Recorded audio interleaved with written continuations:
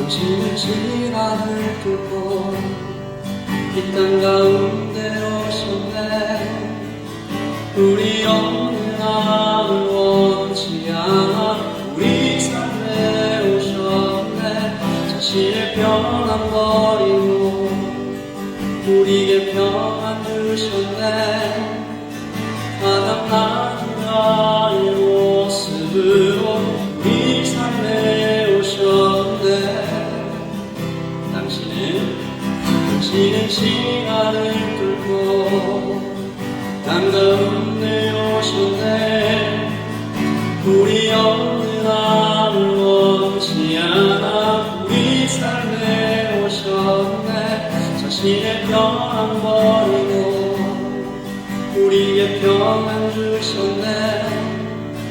가장 낮은 나의 모습으로 우리 삶에 오셨네.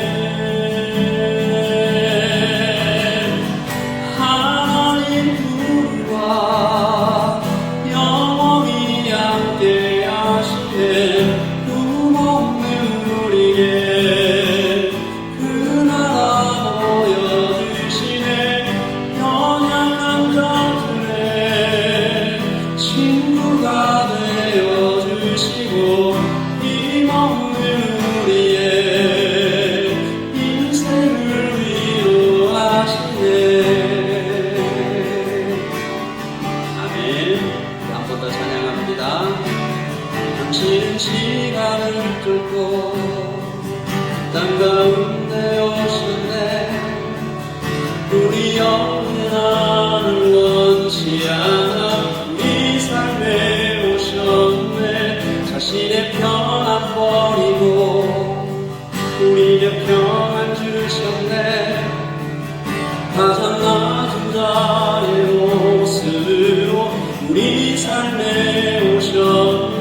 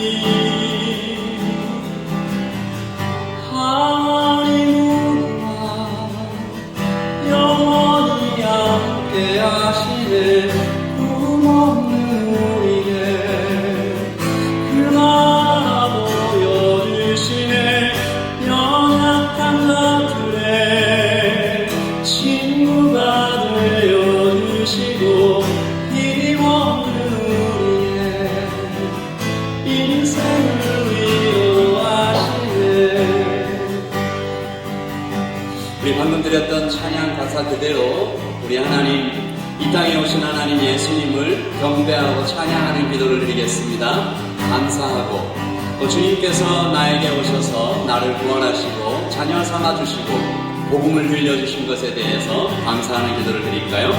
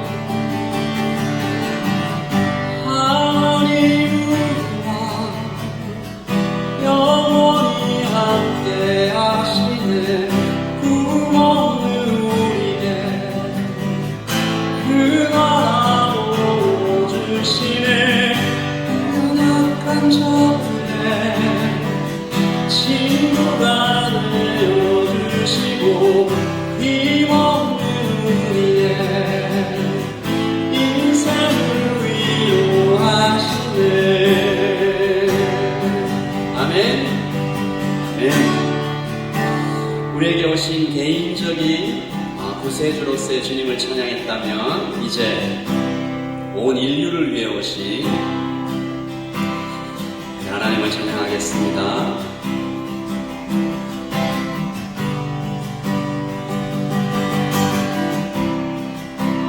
Everyone needs compassion, love is never failing.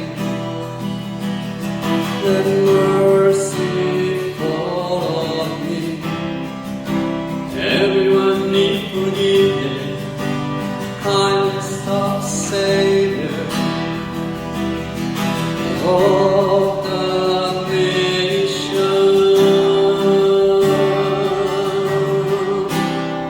Savior, Savior, He can move the mountain. My God is mighty to save. He is mighty to save forever. Author of salvation. He rose and conquered the grave. Jesus conquered the grave. 우리 하나님께 큰 박수로 영광을 올리며 한 번 더 찬양합니다. Everyone needs compassion. Everyone needs compassion. Love is never failing. Mercy fall on me. Everyone needs forgiveness, kindness of the Savior,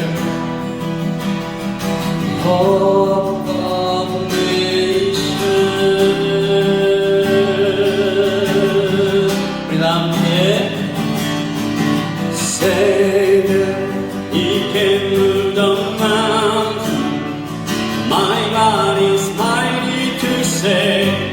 He is mighty to save forever. Author of salvation. He rose and conquered the grave. Jesus conquered the grave. Savior, He can move the mountain. My God is mighty to save.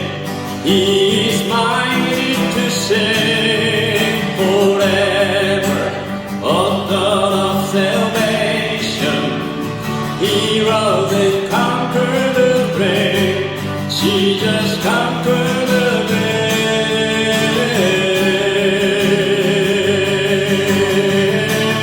grave. Shine a light and let the whole world see. Singing for the glory of the risen King. Jesus, shine a light and let the whole world see. Singing for the glory of the risen King. Savior, He can move the mountain. My God is mighty to save. He is mighty to save forever. Author of salvation. He rose and conquered the grave. Jesus conquered the grave. Savior, He can move the mountain. My God is mighty to save. He is mighty to save forever. Author of salvation.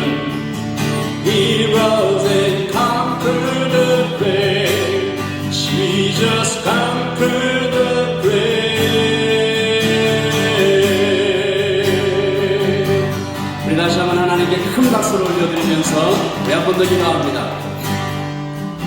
Mine is the same. 하나님은 구원하시기에 충분한 능력이 있으신 분입니다.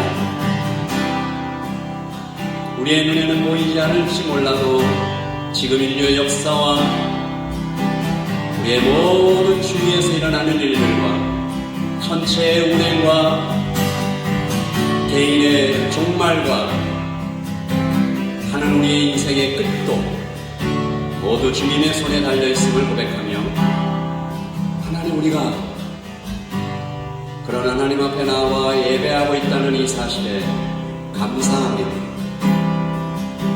하나님 우리의 예배를 받아주시옵소서.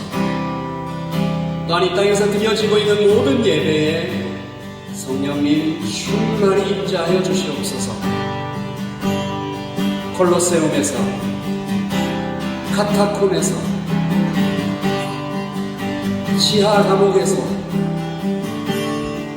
아주 어두운 토굴에서 신앙을 지켰던 많은 선배들을 기억하며 하나님 오늘의 예배도 주님께 드려지는 우리의 목숨과도 같은 예배, 진정한 예배, 신령과 진정으로 드려지는 예배를 할 수 있도록 하나님 우리의 지성과 감정과 의지가 다 주께 드려지는 아름다운 예배, 하나님 그런 예배 받아 주시옵소서. 우리 같이 기도하겠습니다.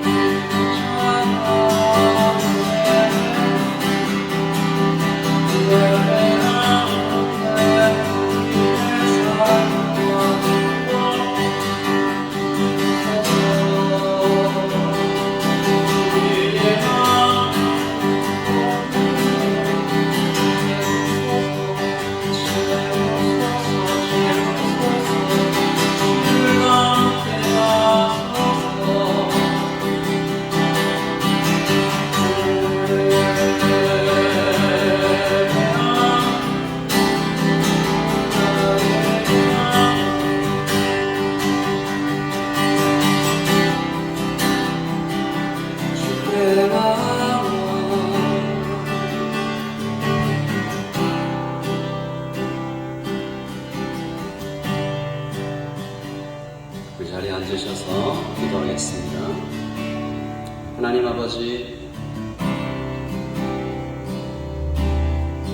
우주의 주인이시며 우리 삶의 주인이시며 만왕의 왕이시며 보이는 것과 보이지 않는 것을 창조하신 하나님,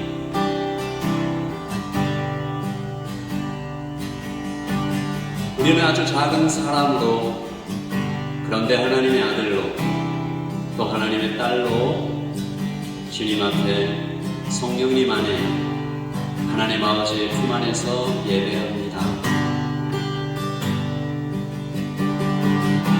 여기 있는 한 사람도 빠짐없이 예배의 기쁨과 복음의 감격을 알아가게 하시고 하나님께서 우리를 특별히 부르셔서 라이트 처치로 함께 예배하고 계신 것을 믿으며 우리를 불러 하나님께서 행하시고자 하는 이 땅 오클랜드를 아름답게 주님의 나라로 변화시키고자 하시는 그 사명을 잘 알아 하나님 우리를 복음으로, 우리를 주님 닮아가는 사람으로, 성령의 능력을 소유한 사람으로, 천국의 열쇠를 가진 자로 하나님 힘있게 설 수 있도록 제 예배 가운데 말씀으로 우리를 채우시기를 소원합니다.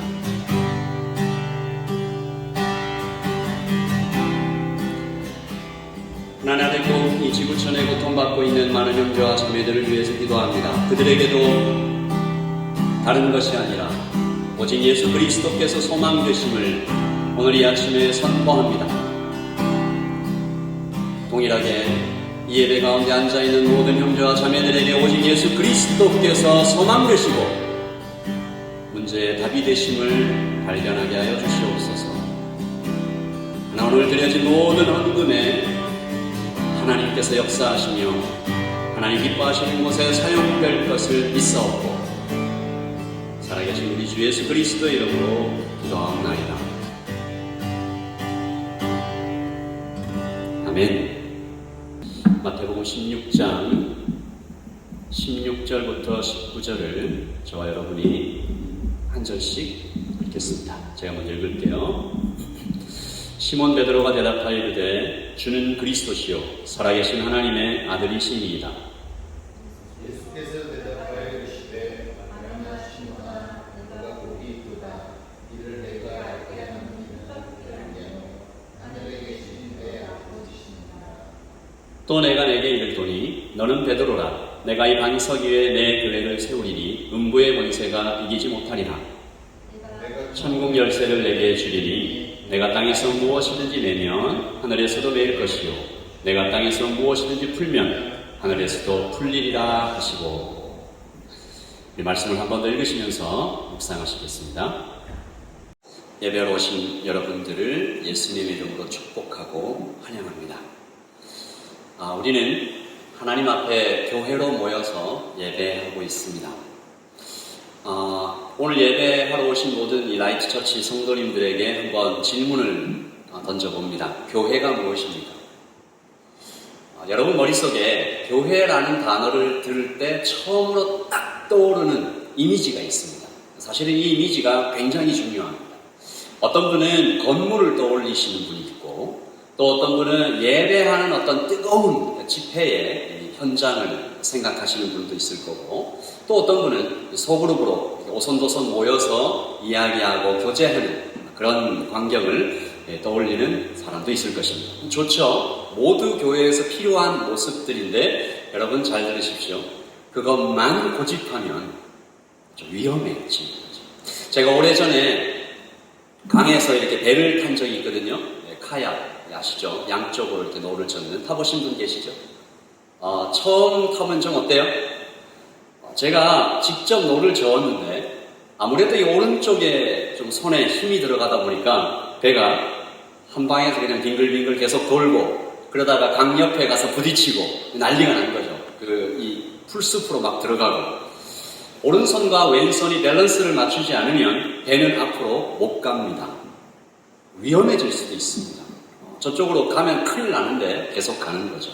주님은 교회를 뭐라고 하셨나요? 여러분 저를 한번 보십시오. 주님은 교회를 그리스도의 몸이라고 하셨습니다. 바디라고 하셨죠. 무슨 뜻일까요? 사실은 이것은 연결이라는 커넥션에 큰 의미가 있는 거죠. 몸의 각 지체가 손과 다리와 모든 것이 다 연결돼서 밸런스를 맞추고 있다. 그러니까 눈도 필요하고 발도 필요하고 손도 필요하고 몸에 눈이 제일 중요하다라고 생각하는 사람이 있어서 이렇게 주장하고 실제로 그런 사람이 생겨나면 몸에 눈만 100개가 있다. 어떤 존재일까요? 괴물이죠. 그래서 unity in diversity. unity in diversity. 각각 다르면서 하나가 되는 것이 예수님께서 얘기하신 그리스도의 몸이라는 것입니다. 여러분 그러면 이 그리스도의 몸인 교회가 다르면서 하나가 되는 unity in diversity를 어떻게 실천할 수 있을까? 그럼 저를 한번 따라서 해주십시오. 머리의 뜻대로 움직여야 됩니다. 몸이. 머리는 누굴까? 머리는 예수 그리스도이십니다. 이것을 모르는 사람은 없죠.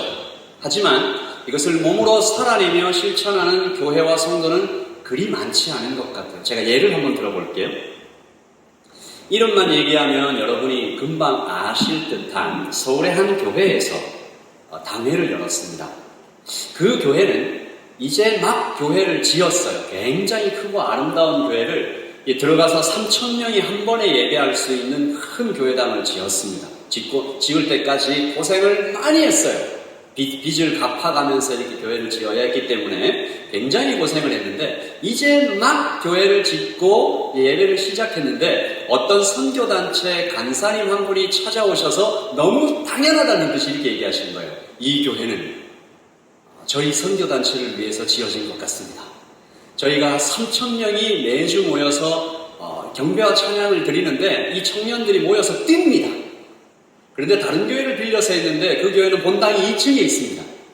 그러니까 3,000명이 한꺼번에 뛰니까 이 교회 구조에 문제가 생겨서 저희가 아무래도 장소를 옮겨야 되는 얘기를 들었는데 마침 이 교회가 지어졌는데 소식이 들려왔습니다. 당신 교회의 본당은 지하에 있군요. 이 교회는 정말 우리 선교단체에 딱 맞습니다. 빌려주세요.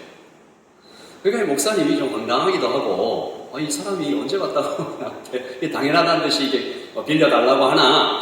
근데 또 하나님께서 보내신 것 같고 또 이렇게 선교단체 간사가 다른 일을 하는 건 아니고 경배와 찬양을 하나님께 드리는 3,000명의 청년들이 모여서 예배한다고 하니까 강연을 열었어요. 이 목사님 마음에 뭐가 있었을까요? 이게 안 될 거야. 막 지어졌어요.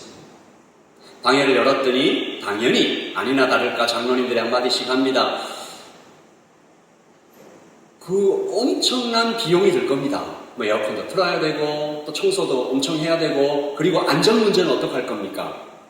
와가지고 뭔가 도난을 당하거나 부서지고 하면 그 책임을 누가 지나요? 그리고 매주 똑같은 날에 예배를 드리면 우리는 일주일 걸려서 하는 행사는 못하는 겁니다. 그리고 우리는 이 교회를 우리만 쓰는 것이 아니고 이 교회를 잘 관리하고 유지해서 후손들에게 물려줘야 될 책임이 있습니다. 그런 얘기들이 장로님들 사이에 막 일어나요. 여기까지 보면 그냥 보통의 교회에서 있을 법한 당연하고 합리적이고 상식적이고 그리 나쁘지도 않은 그런 얘기들이 쭉 오고 가다가 한 장로님이 그냥 무심코 이분도 나중에 얘기를 들어보니 이분도 그냥 이렇게 뭔가 결심을 하고 하신 얘기가 아니고 이렇게 얘기를 하시고 한 장면이 툭 터진 거예요. 예수님이라면 어떻게 하셨을까? 이 말을 툭 던졌는데 그 옆에 있는 크게 반대하던 한 장로님도 그저 아무 생각 없이 무심코 이렇게 대답했습니다. 예수님이면 빌려주셨겠지. 빌려만 주셨겠나? 오늘 학생들 밥도 해주셨겠지. 자기 입에서 이 말이 나갔어요. 근데 이 말이 좀 크게 확 퍼졌나 봐요. 거기에 모인 모든 장로님들이 갑자기 숙연해지고 침묵이 쫙 흐릅니다. 질문했던 분도 대답했던 분도 회의하던 모든 목사님들도 장로님들 한순간에 조용해지고 더 이상 더 말하는 사람 없이 빌려주는 것으로 결정이 됐어요. 예수님이라면 어떻게 하셨을까? 저는 이것이 예수님이 머리 되신 교회의 모습이다라고 생각합니다. 그리고 이런 모습은, 이 장면은 우리 개인의 삶에서도 사실 매일 일어나야 하고, 우리 가정에서도 일어나야 하고, 친구들과의 관계에서도 이런 질문이 끊임없이 드려지고, 그래서 예수님의 뜻 앞에서 무릎을 꿇고 부들부들 떨리더라도 그 길을 가는, 머리가 결정하면 몸은 따르고, 건강한 교회는, 건강한 성도는 예수님의 뜻은 무엇입니까? 끊임없이 묻고 주님의 음성을 듣고 거기에 실천을 해나가는 교회죠. 오늘 예수님께서 똑같은 질문을 제자들에게 하셨습니다. 너희는 나를 누구라 하느냐? 16장 5절이죠. 이르시되 너희는 나를 누구라 하느냐? 이 질문 바로 앞에 예수님께서는 사람들은 나를 누구라 하느냐? 거의 장소가 중요합니다. 어디에서 이 질문을 하셨냐면, 어디에서 사람들은 나를 누구라 하느냐? 이 장소의 이름은 가이사랴 빌립보. 따라서 읽을까요? 시작. 가이사랴 빌립보. 두 이름이 합쳐진 거예요. 한쪽은 가이사, 하나는 빌립보. 가이사는 시저, 그리스도, 하나님이라는 뜻을 가진 로마의 말이고, 빌립보는 왕의 이름입니다. 지금은 왕이라고 하면 한 국가를 다스리는 건데, 당시 로마에는 그냥 지역을 다스리는 왕이 있었어요. 이것을 성경 용어로 하면 분봉왕이라고 얘기하는데, 어떻게 보면 영주 이렇게 생각할 수 있겠죠. 한 성을 다스리는 빌립보라는 한 분봉왕이 가이사 아우구스투스, 그 황제한테 잘 보이기 위해서 황제의 이름을 그 도시에 붙이고 그 도시 전체를 로마식으로 꾸미고 당연히 어떤 동상들을 세웠을까요? 가이사 아우구스투스를 높이는, 그러니까 아우구스투스는 그리스도다.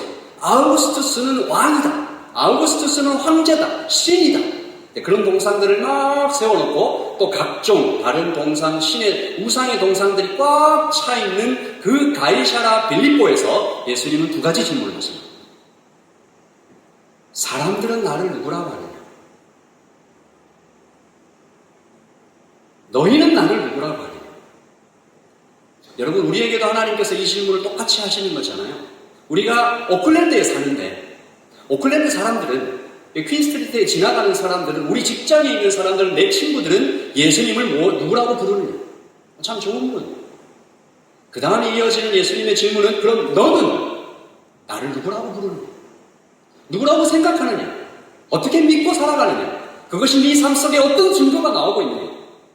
베드로는 이렇게 대답했습니다.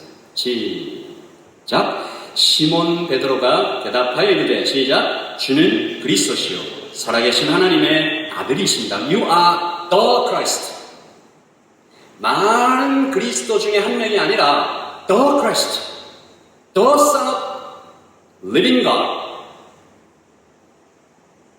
아우구스투스가 아니라, 돈이 아니라, 권력이 아니라 당신이 그리스도이십니다. 예수님이 그리스도이십니다.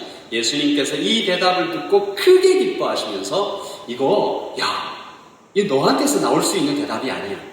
이건 지금 성령께서 너에게 특별하게 알려주신 거야. 예수께서 대답하여 이르시되, 바요나 시몬아 내가 복이 있도다. 이를 내게 하는데 할 이는 너의 어떤 세상의 어떤 경험이나 가치관이 아니라 하늘에 계신 내 아버지께서 너한테 직접 알려주신 거야. 이건 정말 중요한 얘기야. 그리고 주께서 아주 중요한 오늘 말씀의 핵심 구절이죠. 같이 읽겠습니다. 시작. 또 내가 내게 이르노니 너는 베드로라. 내가 이 반석 위에 내 교회를 세우리니 음부의 권세가 이기지 못하리라. 마태복음 16장 18절 말씀입니다. 베드로와 그 다음에 나오는 교회와 반석이 이 단어들 가운데 좀 상관관계가 있는데 그건 나중에 우리가 얘기를 하고요. 이 마태복음 16장 18절 말씀에서 우리는 교회에 대해서 세 가지를 배우게 됩니다. 첫째, 따라서 해주세요. 교회는 신앙 고백 공동체이다. 교회는 컴패션, 고백을 하는 공동체다. 두 번째, 교회는 예수님의 교회이다. 그리고 세 번째, 교회는 예수님의 교회이다. 그리고 세 번째, 교회는 전투하는 교회다. 자, 보십시오. 마태복음 16장 18절 다시 띄워볼까요? 너는 베드로라. 내가 이 반석 위에 라고 얘기했을 때 반석과 베드로가 거의 같은 말이에요. 페트라. 그러니까 베드로 위에, 베드로의 신앙 고백 위에 어떤 고백요? 주는 그리스도시요 살아계신 하나님의 아들입니다라고 고백하는 사람들로 모여진 공동체가 교회가 될 거야. 그리고 그 다음 교회는 예수님의 교회야. 여러분, 우리도 도시 오클랜드에 삽니다. 우리는 주일날 1시 15분에 이 예배당에 와서 하나님을 높입니다. 시간을 냅니다. 헌금을 드립니다. 그리고 나의 온 마음을 주님께 바칩니다. 손을 들어 예배합니다. 무릎을 꿇습니다. 그리고 말로 얘기합니다. 주님이 나의 주인이십니다. 나의 왕이십니다. 제가 일주일 동안 세상에 살면서 제 귀에 세상은 끊임없이 말했습니다. 돈이야, 권력이야, 관계야, 쾌락이야. 그러나 저는 일주일에 하루를 데디케이트하게 주님께 드리면서 하루만 드려야 될까요? 매일매일의 삶 가운데 주님은 나의 주인이십니다. 주는 그리스도시요 하나님이십니다 라고 고백하며 여기에 모였습니다. 그래서 교회는 예수님께서 그리스도라고 고백하는 구원받은 자들의 거룩한 모임이죠. 여러분, 여러분에게 이 고백이 있습니까? 대답해보세요. 여러분에게 이 고백이 있습니까? 아멘? 아멘? 아멘.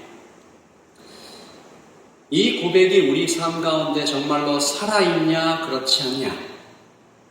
저는 지난주 설교에서 우리가 살펴봤던 보물을 발견한 그 남자의 반응이 우리 가운데에서 나올 때 저는 이 고백이 우리 삶 가운데 살아있다라고 믿습니다. 그 남자에게서 어떤 반응이 나왔죠? 기쁨. 밭에서 보물을 발견했으니까. 그리고 가치의 역전. 이제부터 내 삶 가운데 그 어떤 것도 중요하지 않다. 보물이 중요하다. 그리스도가 중요하다.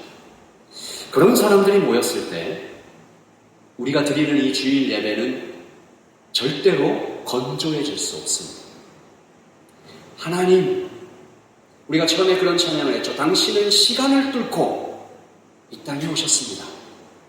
자신의 편안을 버리고 우리에게 평안을 주셨습니다라는 이 단어들을, 이 문장을 가지고 하나님께 예배할 때 우리가 결코 건조해질 수가 없는 것이죠.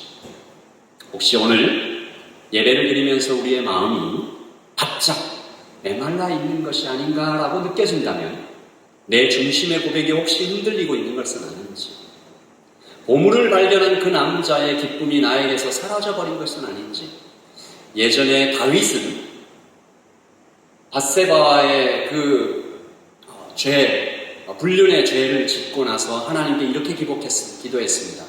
하나님, 나의 구원의 기쁨을 회복시켜 주십시오.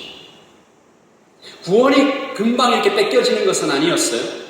그러나 구원의 기쁨이 사라져 버린 거죠. 하나님과의 관계가 멀어질 때 여러분에게서 구원의 기쁨이 있는지, 그러니까 살아있는 하나님과의 고백이 있는지 오늘 이 시간에 점검하십시오.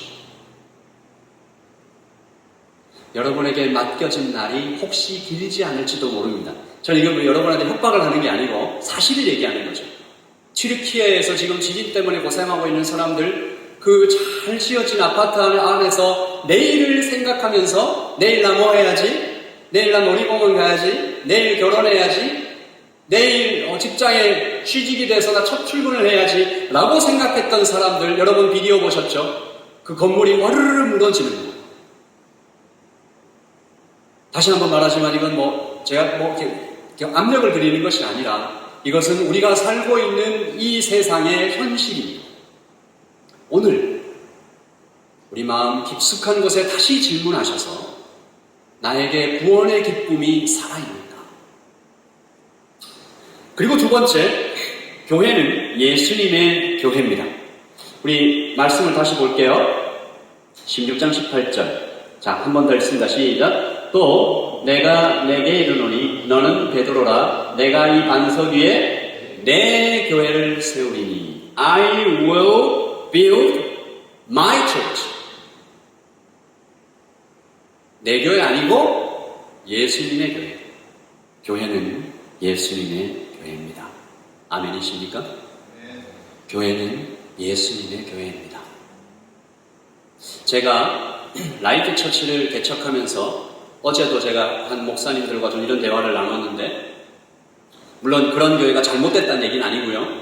어떤 교회들은 매달 혹은 매년 이 교회 표어들을 정하잖아요.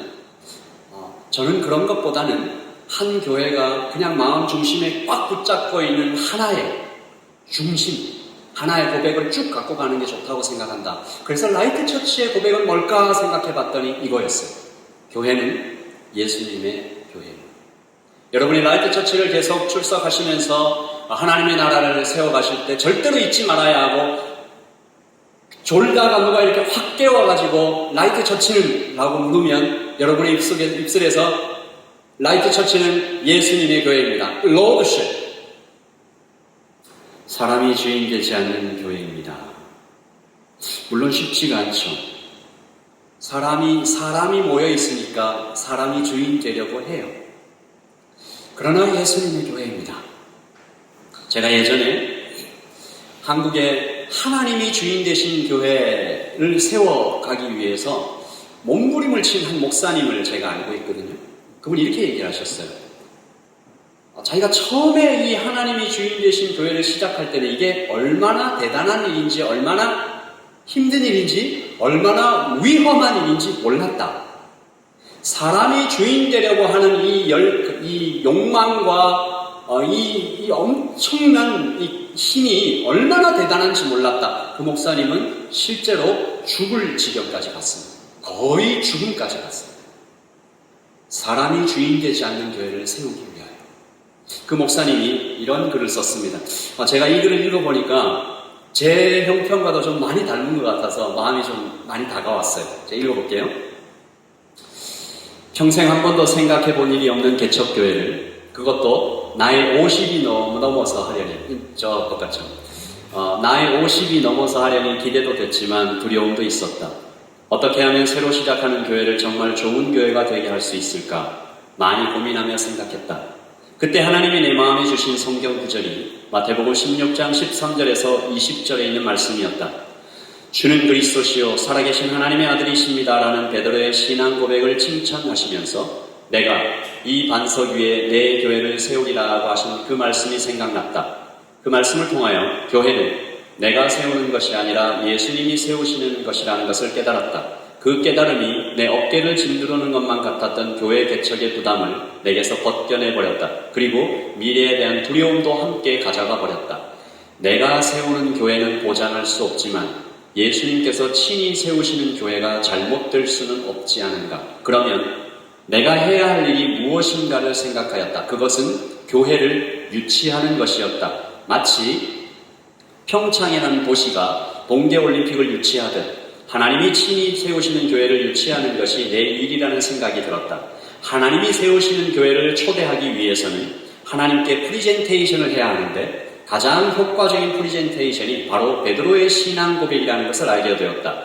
베드로와 같은 신앙 고백을 하면 하나님은 감동하시고 그 신앙 고백 위에 당신의 교회를 세우신다는 것을 알게 되었다. 나는 베드로의 신앙 고백을 하나님이 주인 되시는 교회라고 재해석하였다. 그래서 하나님께 약속을 드렸다. 우리 교회는 하나님이 주인이 되시는 교회가 되겠습니다. 그래서 우리 교회의 목회 철학은 하나님이 주인 되시는 교회가 된 것이다. 우리 교회의 모든 구체적인 목표들은 다 이 목회 철학의 영향을 받는다. 하나님이 주인 되시는 교회가 되기 위하여 사람은 절대로 주인 되지 못하는 교회를 세워야겠다는 생각을 하였다. 그래서 개척 후 처음 2년 동안 직분을 주지 않았다. 모든 교인들을 그냥 성도라고만 불렀다. 선교회도 만들지 않았다. 구역도 조직하지 않았다. 주일 예배 시간에 대표 기도도 세우지 않았다. 자기가 대표인 줄 착각할까봐였었다. 오로지 예배에만 집중하였다. 오로지 예배에만 집중하였다.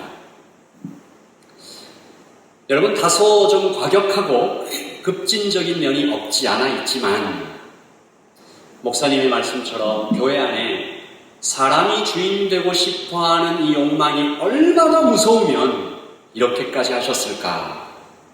이 땅에 세워진 교회가 사람이 주인 되고 싶어하는 이 욕심 때문에 얼마나 큰 아픔과 고통을 겪고 있는지 여러분은 조금 알고 계실 겁니다.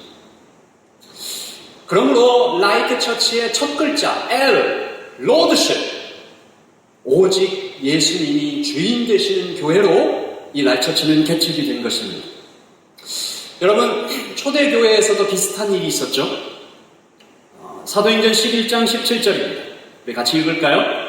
그런즉 하나님이 우리 주 예수 그리스도를 믿을 때와 같이 주신 것과 같은 선물을 그들에게도 주셨으니, 같이 읽을까요? 내가 누구이기에 하나님을 능히 막겠느냐? Who was I to think that I could oppose God? 11절, 18절 시작. 그들이 이 말을 듣고 잠잠하여 하나님께 영광을 돌려 이르되 그러면 하나님께서 이방인에게도 생명 없는 회개를 주셨도다 하니라. 아멘. 이건 기적 같은 일. 이건 정말 땅과 하늘이 뒤집히는 것 같은 일이에요. 예루살렘 교회에서 있었던 일인데요. 당시의 유대인들이 이방인을 어떻게 생각했죠? 사람으로 여기지 않았어요. 랍비들이 어떤 글을 썼냐 하면, 여러분, 랍비는 지금으로 치면 어떤 사람이라고 해야 될까요? 박사학위를 동시에 한 5개 정도 갖고 있는, 그리고 정부의 관리예요. 그리고 대학의 교수예요. 총장이에요. 뭐 이런 정도의 사람이 랍비잖아요. 그러니까 그런 사람들이 쓰는 글은 가볍지 않아요. 그런데 그 랍비가 이렇게 썼어요. 하나님이 이방인을 이 땅에 창조하신 이유는 지옥에 타는 불에 그 땔감으로 쓰시기 위하여, 지옥불의 재료로 쓰기 위하여 이방인을 만드신 것입니다. 이방인은 사람으로 생각하지 않았어요. 그랬던 예루살렘 교회입니다. 물론 성령의 충만을 받고 예수님을 믿긴 했지만 그들은 아직도 뼛속까지 유대인이에요. 그들은 단 한 번도 예수님께서 십자가에 달리시고 부활하셔서 우리에게 주신 이 복음이, 이 구원이 유대인 아닌 다른 사람에게 주어졌다고 꿈에도 생각을 못했어요. 그래서 이들이 예루살렘을 떠나지 않은 거예요. 예수님의 분명한 명령이 예루살렘과 온 유대와 어디요? 사마리아와 땅끝까지 이르러 내 증인이 되리라고 하셨는데 그 말씀 잊어버리고 예루살렘에 머물러 있었다는 거예요. 근데 베드로와 또 고넬료와 그리고 와서 쭉 얘기를 했더니 이 하나님의 말씀이 분명하다 라고 얘기한 그날에 그들이 평생, 아니 수천 년간 이어나왔던 마치 DNA처럼 혈관이 흐르고 있는 그 생각을 바꾼 거예요. 이제 이방인에게도 하나님께서 구원을 허락하십니다. 아무도 말을 못합니다. 잠잠합니다. 내가 누구이기에 하나님을 능히 맡겠느냐. 저는 이것이 예수님의 뜻대로만 움직이는 교회, 그래서 초대교회가 그렇게나 강력할 수 있었던 이유 중에 가장 첫 번째 이유라고 생각합니다. 설교를 준비하면서 제가 한 가지 질문이 좀 떠올랐어요. 여러분도 한번 대답을 해보세요. 예수님이 주인 되지 않는 교회도 있을까? 예수님이 주인 되지 않는 교회가 있을까? 있다면 그런 교회를 뭐라고 불러야 될까? 교회라는 이름을 가지고 건물을 잇고 사람들은 모여서 예배를 하는데, 그리고 심지어 그 안에서 각종 프로그램도 잘 돌아가고 있고 심지어 막 기적도 일어나고 찬양은 뜨겁고 많은 사람들이 더 몰려오고 있는데 예수님이 주인이 아니야. 그런 교회가 있을까? 만약 있다면 그런 교회를 뭐라고 불러야 될까? 이런 고민들을 제가 좀 하기 시작했는데요. 그러다가 하나님께서 이 말씀을 떠오르게 해주셨습니다. 마태복음 7장 21절 22절 나더러 주여 주여 하는 자마다 다 천국에 들어갈 것이 아니요 다만 하늘에 계신 내 아버지의 뜻대로 행하는 자라야 들어가리라. 그날에 많은 사람이 나더러 이르되 주여 주여 우리가 주의 이름으로 선지자 노릇하며 주의 이름으로 귀신을 쫓아내며 주의 이름으로 많은 권능을 행하지 아니하였나이까 하리니. 같이 읽을까요? 그때 내가 저희에게 밝히 말하되 내가 저희를 도무지 알지 못하니 불법을 행하는 자들아 내게서 떠나가라 하리라. 아멘. 주여 주여 부르는 사람, 예수님의 이름을 주보에 새기고 십자가를 벽에 걸고 예수님의 이름으로 노래를 부르고 귀신을 쫓아내고 많은 기적을 행하며, 아마 이 많은, 여기에 나오는 많은 사람들은 구제와 선교도 꽤나 하고 있었겠죠. 이런 모임을 뭐라고 부릅니까? 통상적으로 교회라고 부르죠. 부를 수 있겠죠. 이런 사람들이 모여서 모임을 하고 있어요. 건물을 가졌어요. 형식을 가졌어요. 교회라고 부르겠죠. 그러나 주님께서는 다르게 말씀하셨습니다. 주님은 그들을 향하여 불법을 행하는 자들아, 즉 천국에 들어가지 못할 자들아, 즉 교회가 아니다. 그래서 아주 극단적으로 예수님이 주인이 아니라면, 그런 생각을 하지 않는 사람들로 모여있다면, 그리고 그렇게 생각하지 않으면서 많은 것들을 실천하고 있다면 그 교회는 아직 교회가 아니다. 겉모습에 상관없이 그곳에서, 그 안에서 가장 종교적인 어떤 것들이 일어나고 있어요. 예배와 선교라는 이름으로 수많은 것들을 행한다고 해도 교회가 아닐 수 있다. 제 말이 아닙니다. 주님의 말씀입니다. 제가 지난주에 복음을 공부하다가 충격적인 깨달음을 하나 얻었습니다. 제가 인도하면서 제가 막 놀래가지고 공부하는 사람들한테 막 흥분해서 얘기를 했는데, 여러분 잘 들어보십시오. 회개를 잘못하면, 회개를 많이 하면 많이 할수록 더 악한 사람이 된다. 이해가 되세요? 회개를 잘못하면, 회개를 많이 하면 많이 할수록 점점 더 악한 사람이 된다. 여러분, 진짜 회개는 하나님 앞에서 하는 겁니다. 하나님 앞에서 엎드리는 거죠. 고백하는 거죠. 다시 믿는 거죠. 가짜 회개는 그 하는 모든 말들의 중심에 내가 있어요. 가짜 회개의 두 가지 속성은 후회와 결심입니다.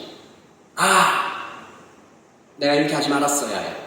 겉으로 보면 그냥 회개예요. 내가 이렇게 하지 말았어야 해. 결심은 뭐죠? 다음부터는 이렇게 하지 말아야지. 그렇게 하지 않을 거야. 할 수 있어. 그런데 그 깊이에 들어가 보면 후회는 무슨 뜻이죠? 나는 그런 사람이 아니야. 나는 그 정도가 아니야. 이것을 다시 얘기하면 자신을 과대평가하는 겁니다. 결심은 하나님을 낮추는 거죠. 내가 노력하면 하나님의 기준, 즉 거룩해진 그 기준에 도달할 수 있다고 하나님의 기준을 낮추는 겁니다. 후회는 나를 높이는 것이고 결심은 하나님을 낮추는 겁니다. 자, 대답해 보십시오. 어떤 사람이 신앙생활을 하는데 계속 나를 높이고 계속 하나님을 낮춰요. 그럼 어떻게 될까요? 이 사람은 점점 더 악한 사람이 되어갑니다. 그러면서도 더 무서운 사실은 자기가 지금 뭘 하고 있는지 몰라요. 내가 회개를 잘하고 있는 것 같아요. 금방 후회합니다. 후회하는 말을 해요. 내가 지난주에 예배를 좀 잘 드렸어야 했는데, 그런 말을 하지 말았어야 했는데, 내가 당신에게 좀 잘못한 것 같아. 다음부터는 그렇게 하지 않아야지. 겉으로 보면 아무런 문제가 없는데, 이런 후회와 결심을 계속 반복하면, 그래서 이것을 가짜 회개라고 이름 지어서 가짜 회개를 많이 하면 많이 할수록, 길게 하면 길게 할수록, 열심히 하면 열심히 할수록 그는 더 악한 사람이 됩니다. 저는 이것이 성도가 변하지 않는 이유 중에 하나이며 교회가 부패하는 중요한 이유 중에 하나라고 생각합니다. 이 사람들도 그렇게 했을 것입니다. 주여 주여라고 부르면서 뜨겁게 기도하고 찬양하고 많은 기적을 일으키면서 더 악해져 가는 것입니다. 이만큼 기도하는 나는 얼마나 대단하냐? 예수님의 이름을 내 손에 쥐고 흔들며 이용하면서 계속 반복하며 살았어요. 이런 사람을, 이런 집단을 뭐라고 불러야 될까요? 제가 처음에 좀 보다가 껐어요. 넷플릭스에 내가 신이다. 이 제목을 잘 모르겠는데요. 내가 신이다. 혹은 신이 버린 사람들. 이런 제목의 다큐멘터리가 있는데, JMS와 또 여러 이단들, 4명의 이단들이 이렇게 쭉 나열하는 거예요. 비참해요. 수많은 청년들, 또 수많은 사람들이 그들에게 속아서 그 앞에서 뜨겁게 뭔가를 하고 있는데, 내가 주인 되고 싶어 하는 마음. 여러분, 창세기 때부터 이 마음이 시작된 거죠. 여러분, 창세기의 에덴에서 죄가 시작된 이유도 바로 이 주인 되고 싶어 하는 마음입니다. 하나님이 주인 되심을 먼저 하와가 거절했고 그 다음에 아담이 따라하는 거죠. 그러므로 역사상 가장 풍요하고 가장 아름답고 가장 안전한 곳에서 만족을 못하고 쫓겨나버렸죠. 주인 되고 싶어하는 마음. 여러분, 가인이 아벨을 왜 죽였어요? 주인 되고 싶어서요. 야곱이 에서를 왜 죽였어요? 야곱이 에서를 왜 속였어요? 요셉은 왜 다른 사람도 아닌 형제들에 대해서 그런 핍박을 받았어요? 다 내가 주인 되고 싶으니까, 내가 주목받고 싶으니까.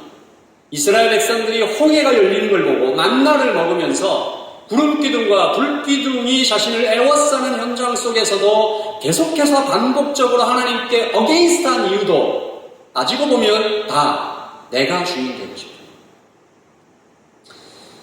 라이트 처치는 예수님이 주인 되시는 교회가 되기를 원합니다. 그래서 이 교회가 개척이 된 것입니다.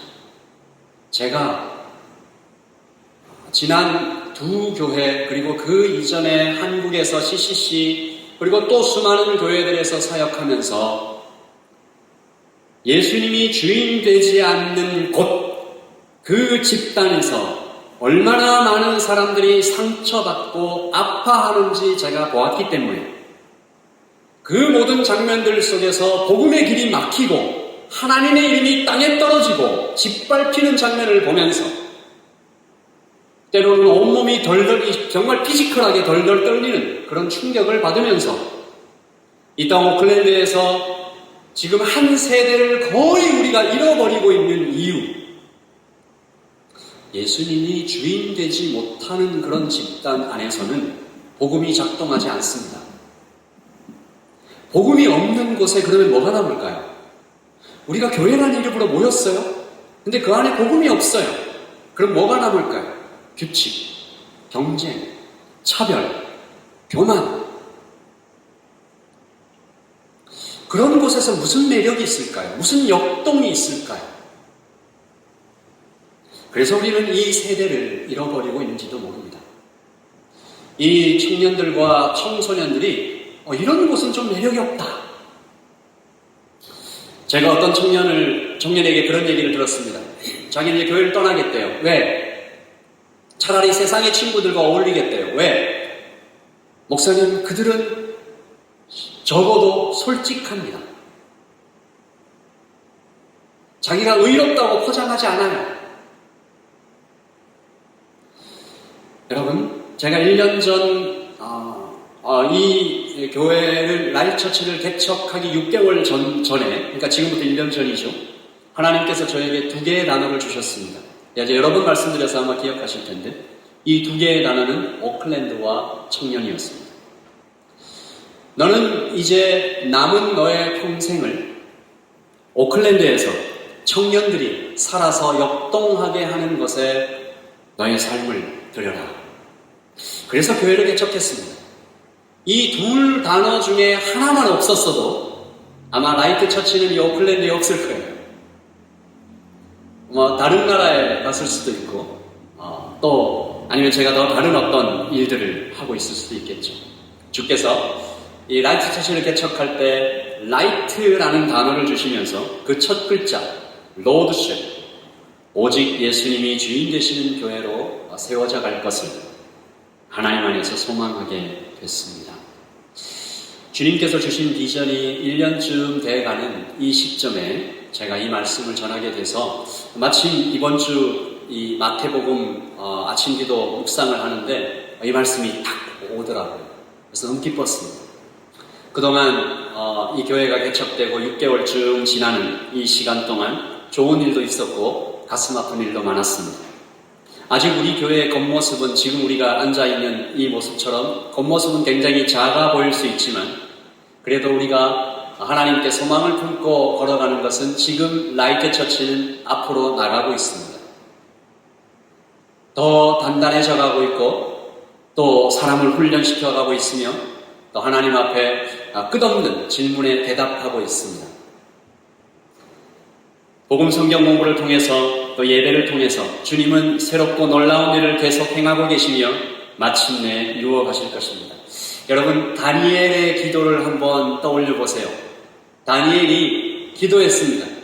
기도를 딱 시작하는 그 순간에 하늘에서는 천사가 응답을 이미 가지고 출발했어요. 근데 왜 좀 천천히 도착했죠? 왜요? 중간에 그 기도의 응답을 막는 바사군의 군대, 악한 영들과 전투가 벌어진 거죠. 너무 이게 지체가 되니까 하나님께서 미카엘이라는 천사를 다시 보내세요. 그래서 그 전투가 끝나고 응답이 도착합니다. 근데 도착했는데 그런 일이 역사 속에 일어나진 않았지만 예를 들어서 도착했는데 다니엘이 안 되나 보다, 안 들으시나 보다, 기도 그만, 하나님 딴 데로 갈래요. 하고 있었으면 그 도착한 기도 응답은 어떻게 됐을까요? 다니엘은 기다리는 모든 순간에 믿음으로 엎드렸습니다. 라이트 처치가 개척된 그 날에 하나님께서는 이미 완전한 그림으로 오클랜드의 청년들이 살아나고 라이트 처치를 통해서 그리고 그 청년들의 모습을 보면서 함께 예배하고 있는 모든 세대가 함께 살아나고 여러분 청년이 살아나면요 그 청년 보면서 청소년이 살아나요. 형 누나들이 언니들이 하나님 앞에서 변화되는 걸 보면서 그냥 청소년들은 따라가요. 살아나요. 그리고 그 청년들이 역동하면서 하나님을 믿는 모습을 보면서 성인들도 도전을 받아요. 기쁨을 얻어요. 변화돼요. 그러니까 교회는 함께 하나님 앞에서 세워져 가는 것입니다. 저는 그 그림이 그 완성된 모습이 이미 출발했다라고 믿어요. 도착하는 데 시간이 좀 걸릴 겁니다. 여러분 그 모든 시간 속에 여러분이 믿음으로 계속 엎드리며 복음으로 더욱 단단해져 가시기를 예수님의 이름으로 축복합니다. 예수님이 주인 되신 교회, 다니엘이 그랬던 것처럼 베드로가 그랬던 것처럼 오늘 이 예배 현장에서도 우리가 주는 그리스도이십니다. 킹 느부갓네살이 아니고 가이사 아우구스투스가 아니고 예수께서 그리스도이십니다. 여러분 마지막으로 이 말씀 읽으면서 이 고백을 드리며 참 교회로 살아가는 사람들에게 하나님이 이런 축복을 주시는구나. 16장 19절 시작. 내가 천국 열쇠를 내게 주리니 내가 땅에서 무엇이든지 내면 하늘에서도 내릴 것이요 내가 땅에서 무엇이든지 풀면 하늘에서도 풀리리라 하시고 아멘. 교회에게 교회로 살아가는 교회가 되어가는 교회로 성장하는 함께 모인 그곳에 천국의 열쇠가 천국이 열리며 주님과 내가 연결되고 기도의 응답을 경험하며 하나님의 나라를 누리며 바로 지난주 설교에서 보았던 밭에 보물을 발견한 그 남자처럼 기쁨과 꺾이지 않는 행복을 경험하며 우리가 살아가게 될 것입니다. 우리 잠시 좀 기도하죠. 또한 잃어버리고 있는 이 세대를 살려주시고 새롭게 하여 주시기를 소원합니다. 이 거룩한 사명에 아멘 하는 모든 형제와 자매들에게 하나님의 놀라운 축복과 사랑과 능력을 허락하여 주시옵소서. 그들의 산을 옮겨주시옵소서. 지금은 우리 주 예수 그리스도의 크신 사랑과 하나님 아버지의 뜨겁고 진한 그 은혜와 성령의 교통하심이 여기에 베드로의 고백으로 일어서 교회가 되어 음부의 권세를 부수고 나아가는 하나님 오클랜드를 위한 다음 세대를 위한 잃어버린 세대를 위한 교회로 세워져 거룩한 사명을 감당하기를 원하는 여기 모이는 모든 하나님의 백성들 머리 위에 가정 위에 직장 위에 하나님 그 개인과 깊은 내면 위에 지금부터 영원토록 함께 있을지어다. 아멘.